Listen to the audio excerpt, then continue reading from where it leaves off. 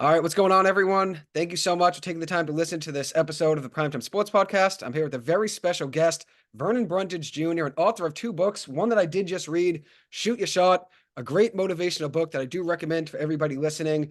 Definitely take a chance to buy this online and get a copy. Vernon, how you doing today? Thank you so much for coming on. I'm well. How are you? And thank you for having me. Absolutely, man. Doing well. It's truly an honor to be able to talk with you. I enjoyed every second of this book. I feel like I found it at the perfect time. I graduated college just this past May, so just about a year ago now. Was in the middle of trying to find a full-time job before making the decision to go back to grad school. And this book was the motivation I needed to keep pushing through everything. Obviously, when you graduate college, there's a lot unknown about your future, but I feel like this book was just great motivation and definitely gave me the right values and the right mindset to push through things to find obviously what's, destined for us in the future. So thank you so much, man. I appreciate you taking the time. No, I appreciate it. And congratulations too.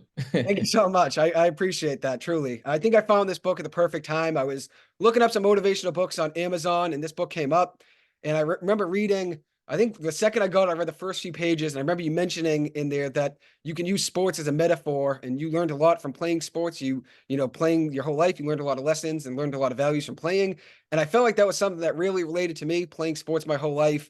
I always found a way to take a certain situation, whether I, lost a game, won a game, there's always something to learn and take, just right outside the field, whether you're on the field, off the field, there's a lot of lessons you could take with you. And I feel like you related similar to, a similar proposition that I have about sports that, it can help you obviously get through different parts of life, whether you're on the field or off, you can learn a lot of values. So we'll dive into this book and then we'll obviously talk about your new book, which just came out in October, Beyond the Arc. But we'll start with this one. Did you ever envision yourself writing a book one day? So actually, yes. I knew I always wanted to write a book. I just wasn't quite sure what that book would be or what the subject matter would be. So I mean, from a young age, my mother always had my brother and I reading, and that kind of developed my love for reading. But then when I got into high school and college, I was in a lot of writing intensive programs. And then, of course, going to college and then grad school. I was involved in other writing intensive programs also. And then when I got my first, grown up job, my first career job, the main, I guess, the prerequisite for that job was writing different reports. So I worked for the government, writing different, economic reports. But I knew that I always wanted to write something that could also inspire the youth, but would also, have a subject matter that would keep me coming back to my computer every day after a long day of work. So that was kind of the idea for, developing and writing and outlining Shoot Your Shot. But the book initially started off as just a book that, highlighted various successful individuals and, kind of like paralleled their journeys to, well, kind of, use their journeys to inspire other people. But I realized that that was kind of impersonal. Like I was just pulling examples from random, celebrities or successful people as opposed to something that really resonated with me. So I got, maybe 100, 150 pages into that initial book and scrapped that entire idea. So that's when I came back and thought about what could I write that would, one, keep me engaged, inspire me while I'm even writing it, but then also, more importantly, inspire the reader.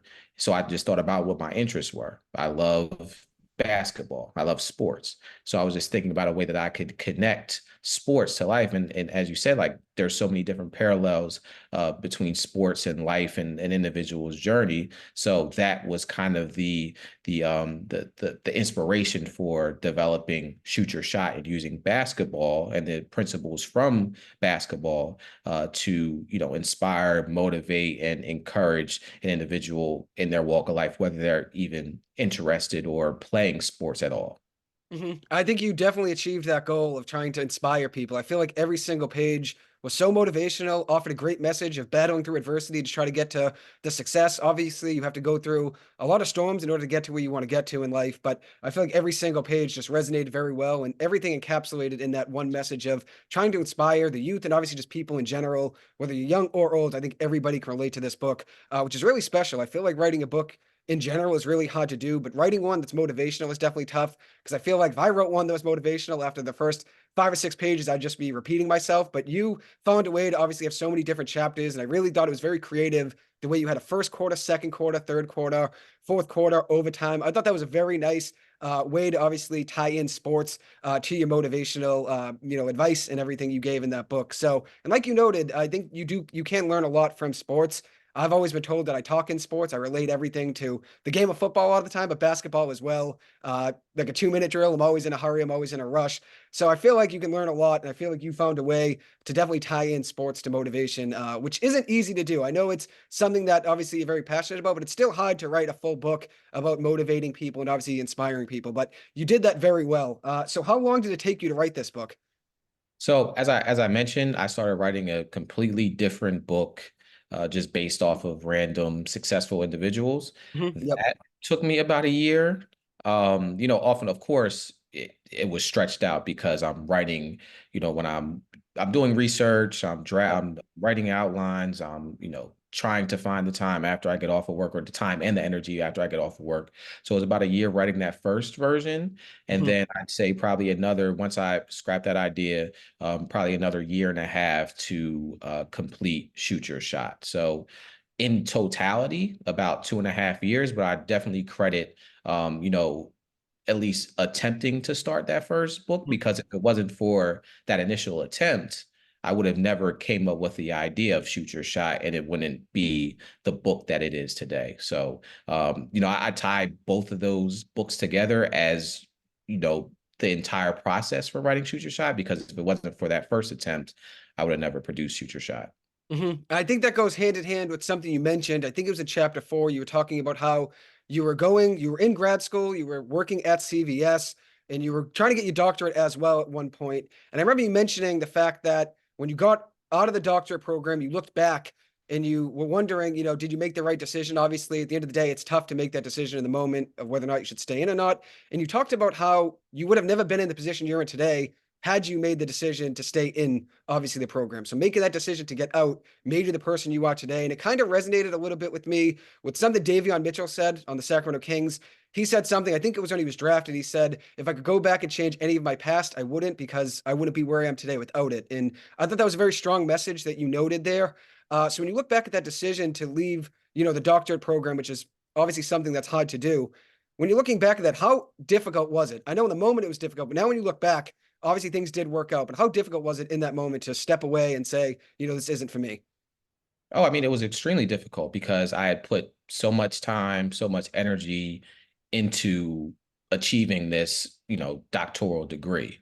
And then, Mhm. of course, everybody in my family, my friends, colleagues, they were rooting for me to finish up, but it just wasn't in my heart to do. So it was extremely difficult, because not only did I have all this time and energy invested into it, I Mhm. also had, my peers and my family and my friends, their expectation was for me to complete this so that they could be at the graduation.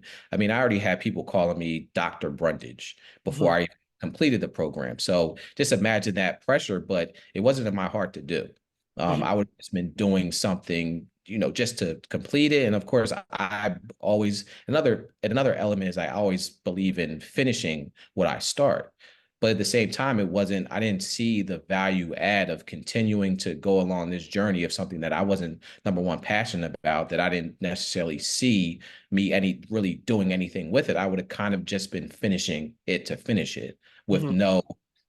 no plan to use it, no purpose. And of course, I could have got a better job, or been you've been able to, get on a tenure track to become a professor or something like that. There were outcomes that could have been possible through me completing the program. However, I just wasn't passionate about it. It just wasn't in my heart to do. And you kind of bring it back to sports too, where you have these individuals who may be absolutely talented, have all these skills, but they don't have the passion to propel them to that next level. So it was terribly hard at the moment. Mhm. But as you said, it freed up my time. My evenings were free. Throughout the day I was free. When I didn't get my first job, and I wasn't working, but it gave me the opportunity to kind of like think about, what am I passionate about? What do I want to do? Where do I see my life going outside of this doctoral degree pursuit? Mhm. And it allowed me to even, start my own nonprofit organization in DC, working with kids, which I'm passionate about. I love, being a motivational force in the, next generation's lives. So that was one element, starting my nonprofit organization, tutoring and mentoring kids in Washington, D.C., and then also having the time to write this book. So, setting that pursuit aside, it allowed me to explore my passions and, get me to the place where I am today. And that's the best part of obviously everything working out is now when you look back, you know you made the right decision. And I feel like mentioning that at the end of the book, I think it was toward the fourth quarter you mentioned dropping out of the doctoral program. And I think obviously, that was the best way to do it is as at the end, it leaves a very good message to people, especially where they currently stand. You don't always have to stay in that position, especially if it's not good for you. And obviously you're just staying in it just to stay in it. You make the right decision to get out and things did work out. I feel like that goes hand in hand with something you mentioned earlier. It was in chapter 4. This is a quote that I wanted to read. I think this was one of the most powerful sentences you had in the whole book. It was about you working at CVS while you were a grad student. And you were talking about just the struggles of it and how hard it was, obviously money wise and time wise, and trying to figure out your whole life. And you said, I had to remind myself, and sometimes still have to, that I am on my own unique path, which means I'm on my own unique timetable, and that what others are doing has absolutely no impact on what is destined for me.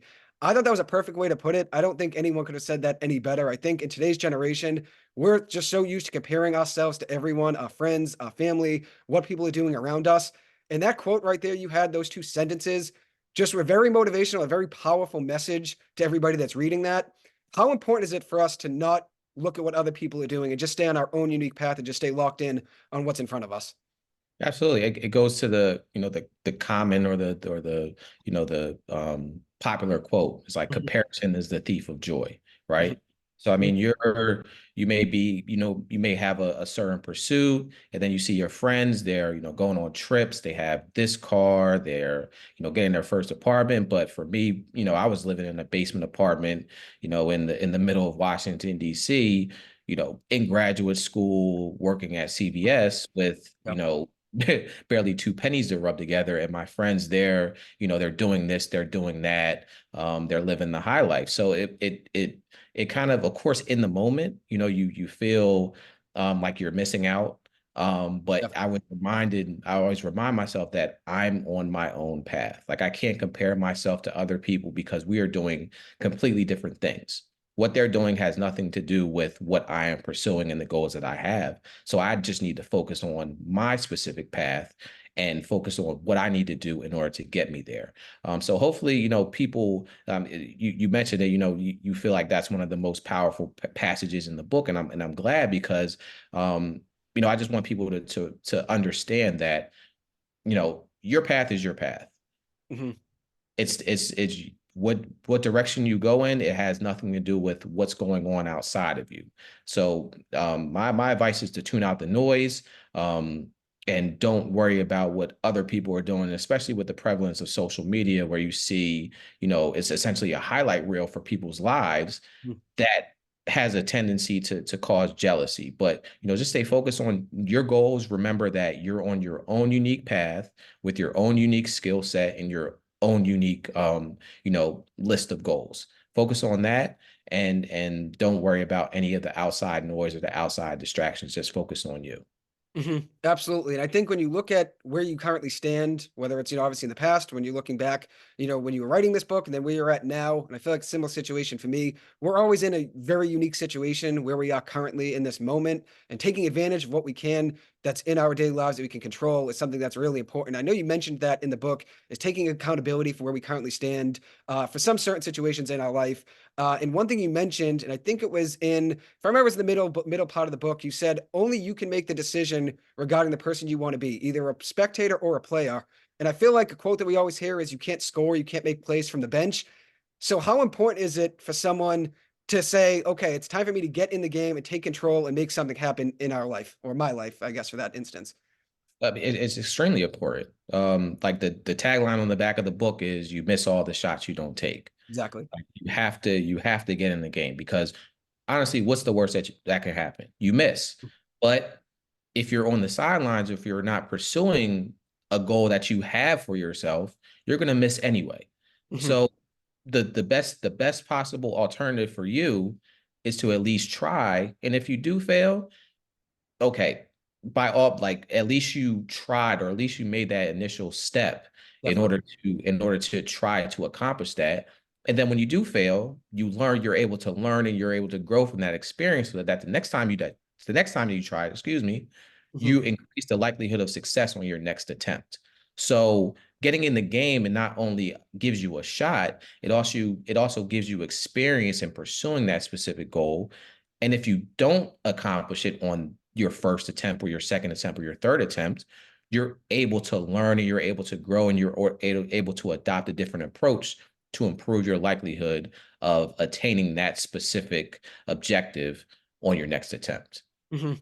Absolutely. I think some of that resonated with me from that quote that I just said was something that kind of related to obviously having talent and having success. It related to the movie A Bronx Tale. I don't know if you've ever seen it, but Chazz Palminteri in it. It's a very good movie, obviously. But in that movie, Lorenzo, the dad, Robert De Niro, he says to his son, and I have the quote here: "The saddest thing in life is wasted talent, and the choices that you make will shape your life forever." And obviously, like you just noted, the saddest thing obviously can be wasted talent, and you're not going to be able to take advantage of that talent unless you step in the game and obviously take advantage of the situation you're in and try to control the outcome, which is something that I feel like we hear a lot, is control the outcome, but it's obviously hard to do. It's not always easy just to take control and grasp the situation and obviously take that risk. What's your biggest advice for someone that wants to obviously improve where they currently stand, whether it's a job, school? What's your biggest piece of advice for someone that is a little bit unwilling to take that extra step because maybe they're playing conservative or they're just nervous to do so?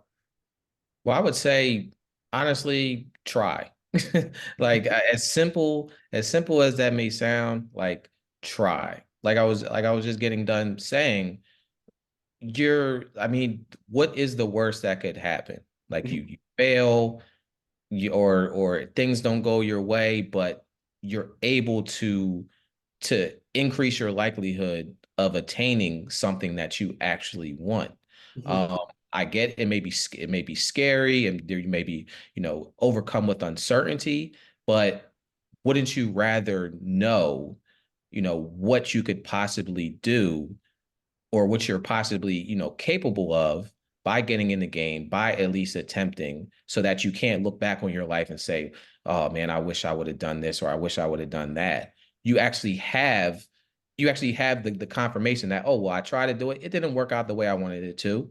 But even if it doesn't work out the way you didn't necessarily envision it working out, there's something that you're being prepared by even making that attempt.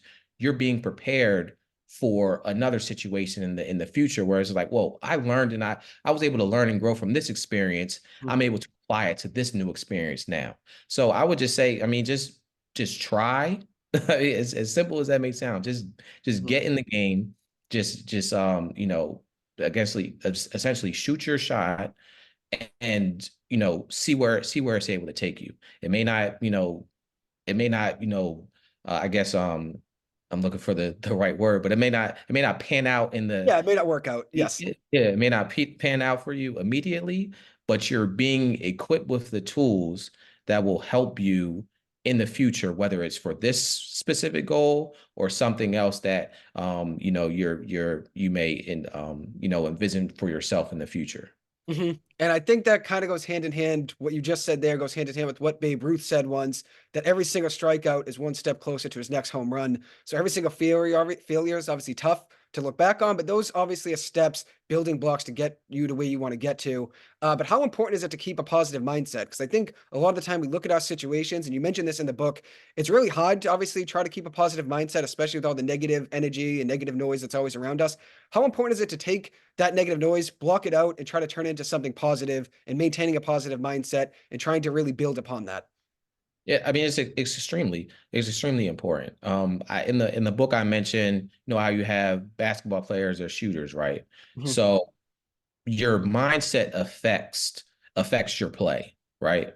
Mhm. So if you have a player who's just continually shooting shots, and they're missing, and they're beating themselves up, oh, I can't, I'm not doing this, oh man, this and that. But the true shooters, you have like Steph Curry, even I mentioned Ray Allen, the Mhm. true Grayson Allen, like people who just shoot the ball with no conscience because they don't care about the miss. Mhm. They're looking, okay, I missed the shot.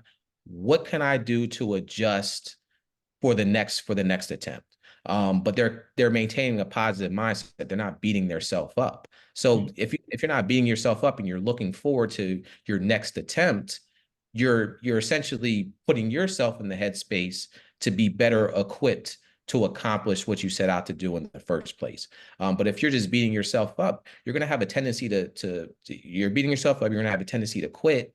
You're going to have a tendency to get on yourself even more, and then that's just putting you in a bad headspace where you're not able to fully devote yourself to the task at hand. Mhm. So I mean, having a positive mindset is absolutely important, for whatever endeavor you're pursuing, because if you have a positive mindset, you're able to be focused and honed in on on the specific task that is at hand in that moment. You're able to focus, and you're essentially devoting all your attention and improving your likelihood of success. Definitely. And I think you made a great note of that in the book, how basketball itself and obviously just life, there's obviously a big mental part of the game of basketball and just in life, you could have the right mindset and obviously be keened in on what's in front of you and trying to be locked in. And I feel like you made that message very apparent throughout the entire book. Speaking of shooters, James Harden, you mentioned in that book, obviously a guy that at the time when you were writing this book back then, he was on the Houston Rockets. Now he's on the LA Clippers. So you mentioned a good amount of Clippers in this book. I'm a Clippers fan. So I was happy to see Russell Westbrook be mentioned and obviously James Harden. You mentioned Kawhi Leonard in there as well. But you mentioned James Harden in chapter 8, how he tried to benefit and try to really fix his life and what was in front of him. So he changed the way he was living, changed his trainer, changed the people that were living in his house. I think this was in chapter 8, if I remember right, but middle part of the book. And you mentioned how he tried to really benefit and try to take everything that was in front of him, change his whole entire mindset, change the whole entire group that's around him. It obviously ended up working out, ended up being, one of the best players in the NBA and MVP, really improved all his stats that next season after that. How important is it? How much should people value, I should say, how much should people value having the right group around them? Whether it's, teammates, friends, how important is it for these people to value having the right mindset, having the right group around them? Because I think a lot of the time we could find ourselves in groups where some people don't have the same goals as you. I mean, obviously, like you said, we're all in different time lengths and in different paths. But how important is it to have a right group around you that can really keen in on helping you have the right mindset? Well, extremely important. I have a chapter in Shoot Your Shot entitled "Your Dream is Only as Good as Your Team," Mhm. and just for me personally, the individuals who are around me, like they don't allow me to settle for mediocrity. They Mhm. call me out on my stuff when I'm not doing the things I'm supposed to do, which in turn helps me become a better individual. Okay. Outside of goal pursuits, just as a person, as a man. So it's extremely important because I think Jim Rohn said you're the average of the 5 people that you spend the most time with, right? So if you just take inventory of the people who are around you, oh, this guy, he's complacent, or oh, this person, he, engages in, belligerent behavior on a daily basis. And then if you're consistently hanging around these people, essentially you're going to fall into that trap, or you're Mhm. going to fall into their behavior patterns, because these are the people who you're hanging around, and the people you hang around, they have a profound effect on your life whether you're realizing it or not. Mhm. So just to be conscious of the people that you surround yourself with, conscious of the lifestyles that they adhere to, is extremely important, because you want to have an upward trajectory of your life. You don't want to have a downward trajectory. And I feel like the people who you surround yourself with, your friends and your peers or your mentors, you essentially are following on a similar path or a similar track that they're on. So you should essentially take inventory of the people around you, even take inventory of the things that you consume, whether it's social media, TV, music. All of these things have an effect on your life. So you need to just focus on the things that have a positive things and people who have a positive effect on your life, and gravitate towards them as opposed to things that essentially bring you down and don't allow you to be the best version of yourself. So the people who you surround yourself with, they have a tremendous impact on your lives. So you should definitely choose those individuals wisely. Definitely. And I think you said it perfectly right there, how we can kind of choose a lot of the time who we can hang out with and who's on our team, outside of the game of basketball. I mean, you get drafted to a team, you're on a team, but a lot of time just friend groups, I mean, you can choose where you're at and who you're hanging out with. And I think that's a great message you have there, especially for all the readers and people that are listening here. Just always try to surround yourselves with the right people. We're not always going to have the same, path and not going to have the same goals, but it's always good to have those people around you that are working hard, chasing whatever they want to do, whether it's being an athlete, grad student, writer, any part of whatever goal there is. It's good to have people around you that are ambitious, obviously chasing their dreams and their goals. So that's a great way to put it. And I appreciate every single chapter of this book. You had a quote in the beginning of it. And I feel like that was really good to have somebody that's in the sport, in the game of basketball, a lot of them, having a quote from them just as, something to start off a chapter that obviously you're going to write about, but just having that as a beginning, as just a tool to begin and give us, a look into what the whole chapter is going to be about, I thought was really special and a really good idea. But one thing you mentioned, and I think it was towards the latter part of the book, the ending, you mentioned Brandon Roy trying to make a comeback. Obviously, things didn't work out. Was a very talented player, but injuries did get the best of him, unfortunately. But you mentioned he tried to make a comeback. Obviously, it didn't work out. And you had a quote that I thought related very well to that. You talked about how when you were trying to get your doctorate, you made the decision to step out, and you had this quote. And I thought this was one of your other like really good quotes, ones that stood out to me the most. Which I feel like every single chapter was great, but there were 3 or 4 quotes where I was like, "Wow, this is like heavy stuff," and I want to mention this when I get to talk to him. You said, "The longer you stay in a situation that stagnates you, the more likely you are to block the blessings that God has in store for you." So, could you elaborate a little bit on that? Obviously, you mentioned already that you made the decision to drop out of the doctorate, and obviously things didn't work out. But could you elaborate a little on that of just how important it is to just say, okay, it's time for me to step out of the situation, hang it up, like Brandon Roy did? He made the attempt, try to stay in it. Obviously, things didn't work out. Could you just elaborate a little bit on that for a second? Yeah, for sure. And even in Brandon Roy's situation, like once he finally stepped away from basketball, he became a high school coach, and they won like the state championship or something like that. And for me, 29 yeah.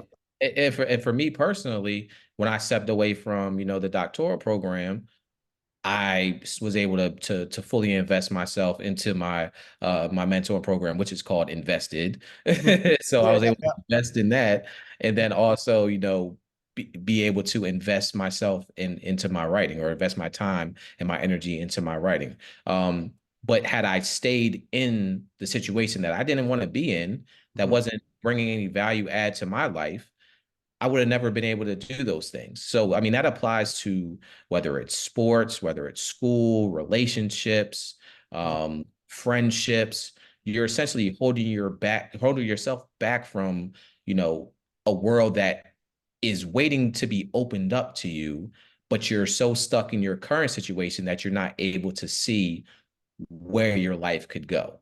Mhm. Absolutely. So I mean, essentially, as long as you keep yourself in a situation that you know isn't benefiting you, you're not growing from, you're not learning from, you're essentially blinding to yourself to the possibilities of life that could open up for you. So yeah, that's the message that I want to communicate with that specific chapter, and those examples and those quotes, is that the longer you stay in a situation that doesn't bring any benefit to you, the more you're blocking the blessings that could essentially come into your life, and you're risking not even being able to receive those blessings. Mhm. Because the longer you wait, our time in this earth is limited. The rest of the day isn't promised, tomorrow isn't promised. So the longer we stay in unfavorable situations, the more likely we are to continue to block the blessings that could open up an entirely different world for us. Mhm. And I think you said it perfectly right there, how stepping back, sometimes stepping out of a certain situation can open up different opportunities, like Brandon Roy being able to coach. And then obviously you stepping back out of the doctoral program, being able to really invest in your obviously nonprofit Invested, which I want to get into a little bit of that. So how important is it if you just try to give back to the youth? I know it's something you're very passionate about, and obviously Invested is something that's been around now for a decade. I think I saw online. So you've Yes. both been growing it a lot, and you've been very invested yourself in the Invested program, which is great to see. How important is it for you to give back to the youth? Oh, it's extremely important. I mean, growing up, I had, a lot of coaches and mentors who were invested in my development. And I always felt like I guess an obligation to help, those who are coming up behind me. So I mean, life is a collaborative process. I wouldn't be in the position that I'm in if it Mhm. wasn't for individuals who, took the time to mentor me, to, kind of try to show me the way. Even my friends, I wouldn't be where I am without them. So just having a great support system, a great team, and then also being a pillar in your community. Because it's great to get accolades and get a whole bunch of money and this, that, and the third, but what about the impact that you could have on other people's lives to help them become a better version of themselves? So, I've been in a mentoring capacity since I was 12, 13 years old when I, first became a camp counselor at a summer camp. Mhm. And I realized, just in various conversations that I had with, my campers, how much of an impact I was able to have on them. Mhm.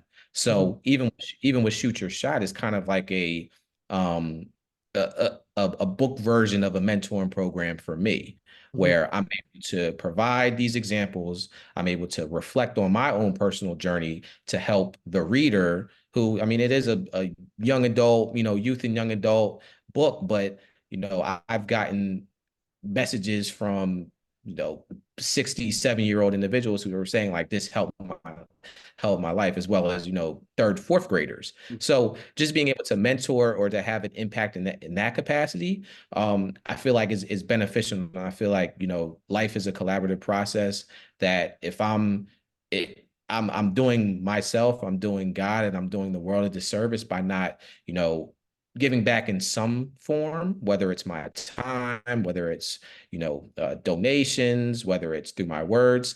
I feel like it's incredibly important that we all make an impact on our communities, on the world, and the future generations to give them a better chance at succeeding in their own lives.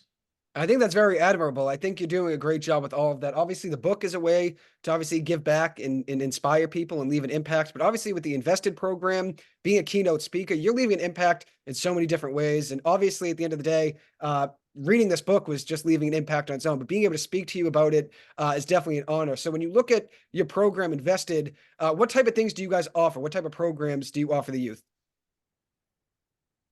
So initially, so the first hour is devoted towards tutoring. So we help them with tutoring in their school subjects, depending on what they're struggling with. But then we also have like financial literacy courses. So we have specialists who come in who talk about financial literacy, or we have community service events, scientific experiments, things of that nature. Just building a well-rounded individual so Mhm. that they're able to have these life skills that will transfer to their lives once they graduate, or once they transition from middle school to high school, or they transition from high school to the workforce, or high school to college. But what we definitely pride ourselves on is to having working adults. So it's all volunteer based. We have working adults who are coming in, who are devoting their time, who are coming from the community, whether they're working in government, they're in the private sector.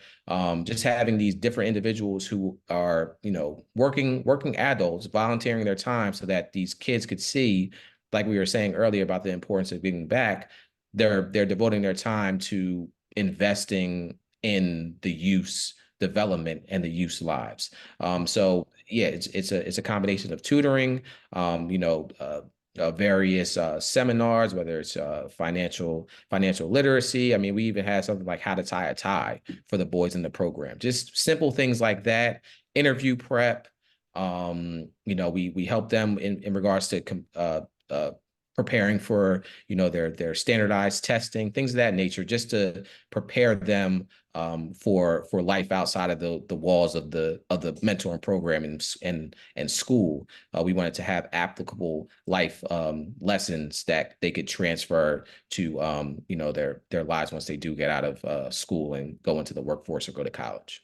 Those are definitely valuable lessons. I feel like learning a tie, financial literacy, those are things that, aren't really taught enough, especially a thing like swimming. Not many people know how to swim. I think that's a good thing to have on some, curriculums trying to teach kids how to do things that aren't just, who was the president in this year and how to do a math equation. All of those things are important, which you mentioned that in your pregame section of your book, Shoot Your Shot. You mentioned how those things are important. You value education, but you feel like you learned a lot of valuable lessons, a lot more in the game of basketball and just sports in general. And I feel like that's the same way with me. And learning something like how to tie a tie is something that, might seem very simple, but not many people know how to do that. And just being able to teach a kid that, especially when they're young, is teaching them a lot of things that you're not going to really get in a classroom a lot of the time. Not many classes even teach you, that type of stuff. Financial literacy is something that people talk about a lot more now, but not many people are actually applying that and trying to actually help kids learn that. But I do admire that about you. You actually are trying to do that, trying to make a difference and teach those kids so many lessons that you're not going to get just in a classroom learning about algebra, which, like you've noted, those things are important, but there are a lot of things you can learn outside of that stuff that, can apply to any part of life, no matter what field, no matter what school you want to go to, any of that stuff, which I do admire everything you're doing with that. But what's it like being a keynote speaker for the youth? Obviously, when you look at it, you're a writer, you're a keynote speaker, you're an economist, you're doing so many things. So it must be hard to try to keep up with all these things. But what's it like being a keynote speaker for the youth?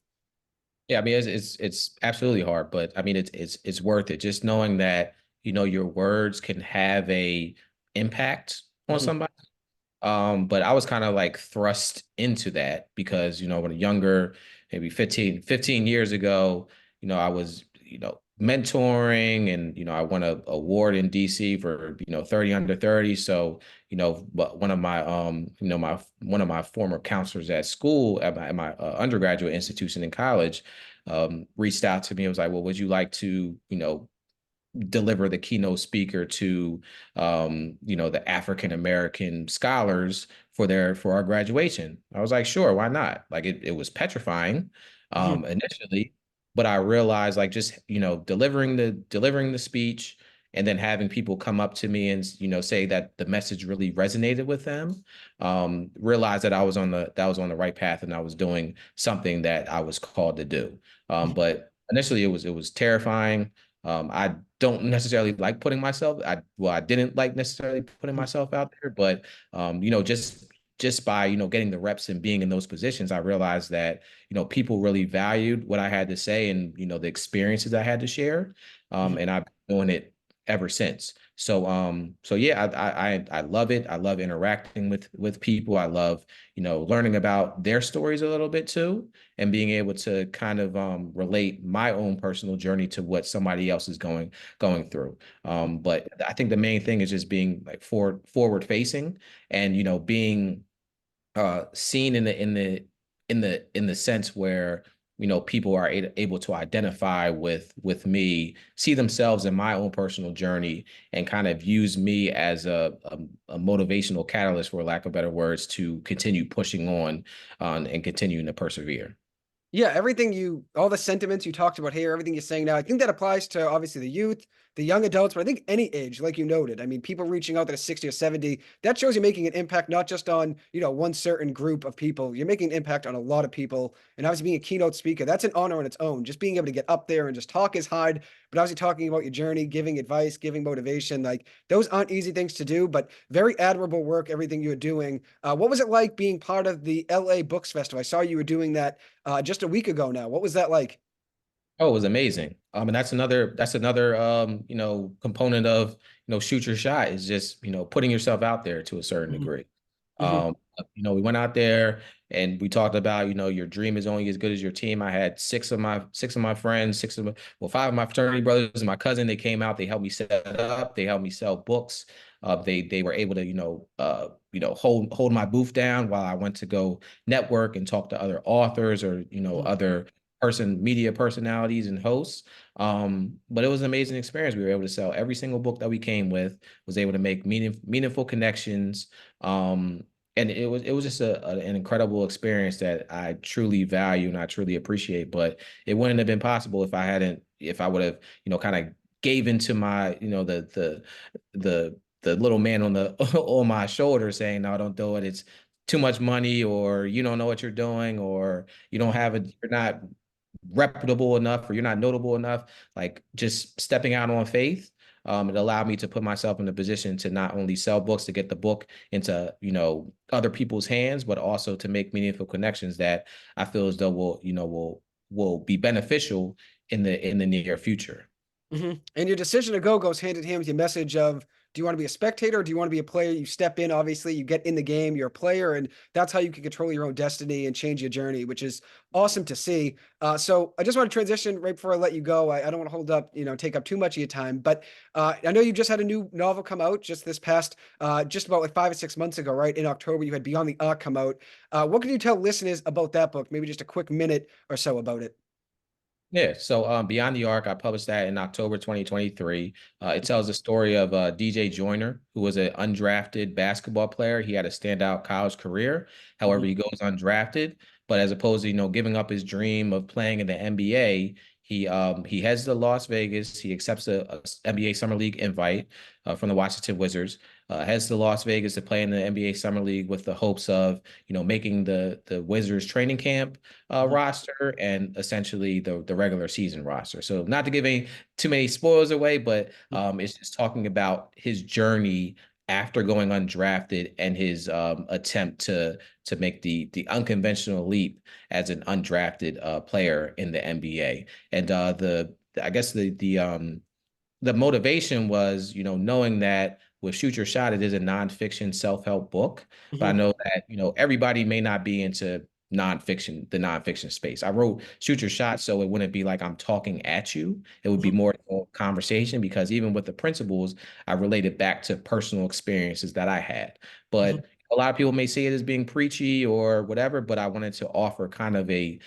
fiction novel version of that. So a lot of the principles that you do see in Shoot Your Shot or do read about in Shoot Your Shot, they're in Beyond the Arc. It's just a fictional story. So it's meant to inspire and motivate, but also be engaging. I did a lot of research and listening and reading, listening and watching podcasts and various interviews from NBA players, undrafted players, media personalities, NBA personnel, just to be able to make the book as accurate as possible. And do a service to the game of basketball, but it is meant to inspire. It is meant to motivate. It is a basketball themed book, but you don't have to be a sports fan to Mhm. enjoy it. It's more so about embracing the journey as opposed to worrying about the destination. Excuse me. I'm definitely looking forward to reading it. Obviously, Shoot Your Shot was a great book to read. I'm looking forward to reading this one. I like how you mentioned the Wizards. Are you a Wizards fan? I am not. Originally from Philadelphia, so Okay. I'm a Sixers fan, but Okay. Got you. I've lived in the DC area for over a decade now. Got you. So I've been, that was the closest arena I was able to get to, be able to, scope the landscape of the arenas and the practice facilities. Mhm. So I just wanted to essentially, it's kind of like reflected it, including facets of my own personal experience in DC, Mhm. since I am located in the area. But no, I'm not a Wizards fan. I've gone to the games, of course. Yeah. I'm a Sixers fan at heart. Hopefully the Sixers find a way to turn that series around. I think they got screwed in that game too, Carl. Maxey got tackled, and obviously the timeout call by Nick Nurse. That was a mess with the NBA, but I think you guys did get screwed in that. But hey, it's still a series. You got to still bounce back. Yep. How do you feel about their game three tonight? You think they can bounce back? I don't know, man. New York is a strong team. Mhm. I mean, Embiid, you could clearly see he's still battling his injuries. I'm not quite sure if he should have came back so soon, but we'll see. I mean, I have faith in Maxey. Of course the supporting cast, but New York is a tough team. But hopefully, we can pull, yeah, we can pull a win out. But I feel like New York is going to win this series. They're just on a roll and they're having an incredible season. You guys are right there with them though in both games, which obviously Embiid's probably playing around, I don't know, 50, 60%. He's not 100, definitely not. You can see that the way he's been jumping. I know he had that scary fall earlier in the series in game one, but if he was 100%, I would have confidence in you guys making that comeback. But I think you guys will make it interesting. Yeah. Obviously, tonight would be a good stepping stone. There's a lot going on in sports. Are you an Eagles fan or would you say you're a Commanders fan? So this is another controversy. I grew up as a Dallas Cowboys fan. Wow. So Okay. yeah, so Okay. not All so right. not uh, Clearly the Cowboys haven't been good in some while, but yeah, my father, he was a diehard Cowboys fan. I adopted that. Mhm, Of course, rooting for the hometown team, rooting for the Eagles, but I mhm. mean, since they're both in the NFC East, They are. um, but yeah, I'm a Cowboys fan at heart, though I do occasionally root for the Eagles. Okay, I got you. I was gonna say, I was gonna ask what you wanted in the draft tonight for the Eagles, but I'm a Giants fan, so I guess we got most of the NFC East there accounted for if you add the Commanders in there as well. So that's pretty funny though. But Vernon, don't want to take up too much more of your time. Thank you so much, man, for taking the time. Truly was an honor being able to talk with you. As I've already noted, this book definitely left a lasting legacy on me, and definitely left a lot for me to resonate with and think about. And I'm definitely excited to read your new novel, which hopefully after I read that, have you on again. But thank you so much for the time, man. I know you're busy, so it is truly an honor, and I do appreciate it. Absolutely. I appreciate you for having me and thank you for the very kind words about Shoot Your Shot. It really means a lot. Absolutely. And I'll definitely make sure to throw a link to both books when I upload this to Spotify, YouTube, on my Instagram page. I'll upload all of that and make sure to definitely promote both novels. So thank you so much, though. Much appreciated. Have a good one. Great. You too.